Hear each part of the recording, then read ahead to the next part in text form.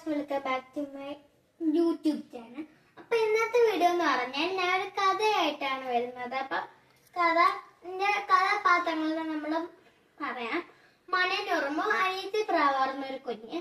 അപ്പൊ നമുക്ക് കഥയിലേക്ക് പോവാം. നിങ്ങളെല്ലാം റെഡി ആണെന്ന് ഞാൻ വിചാരിക്കുന്നു. അപ്പൊ കഥയിലോട്ട് പോവാം. ഒരിടത്ത് ഒരു മണിയനുറുമ്പ് ഉണ്ടായിരുന്നു. അപ്പം മണിയനുറുമ്പ് കാല് തന്നെ മരത്തിന്റെ മേളിൽ നിന്ന് വീണ് പോയി. അപ്പം ആ വീണ് പോയത് ഒരു കുളത്തിലായിരുന്നു. അപ്പൊ നില വെളിച്ച കാര്യങ്ങൾ അത് കേട്ട് നമ്മൾ അനിയത്തി പ്രാവ് പറന്നു വന്ന് ഒരു എല്ല കൊത്തിയിട്ടുകൊണ്ട് കൊണ്ട് കൊടുത്താണ് മണിയനുറുമ്പിന്. അപ്പം മണിയനുറുമ്പ് അതിനകത്ത് വലിഞ്ഞു കയറി കാറ്റ് കൊണ്ട് അവിടെ സൈഡിലെത്തി എങ്ങനെയൊക്കെ വലിഞ്ഞു കയറി. അപ്പം താങ്ക്സ് പറയാന്ന് വെച്ചാൽ അനിയത്തി പ്രാവ് കണ്ടില്ല. അനിയത്തി പ്രാവിന് പറന്നുപോയി.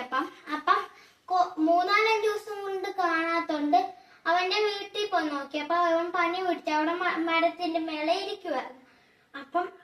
അപ്പം വേട്ടക്കാരന് സംഭവം കണ്ട് എവിടെയോ ഓടിച്ചിരുന്നു. അപ്പം ഏം ചെയ്തപ്പോ അനിയത്തി പ്രാവിനെ വെടി വെച്ചിടാനാണെന്ന് മണിയനുറുമ്പിന് മനസ്സിലായപ്പം കാലിൽ ചെന്ന് കടി കൊടുത്തപ്പം ഓടി തിരിച്ച് വീട്ടിലോട്ട് പോയി. ഈ കഥയിലെ ഗുണപാഠം എന്താന്ന് വെച്ചാൽ, നന്മ ചെയ്യുന്നവന് നന്മ തിരിച്ചു കിട്ടും. അതുകൊണ്ട് എല്ലാവരും നന്മ ചെയ്ത് ജീവിക്കണം. എല്ലാവരും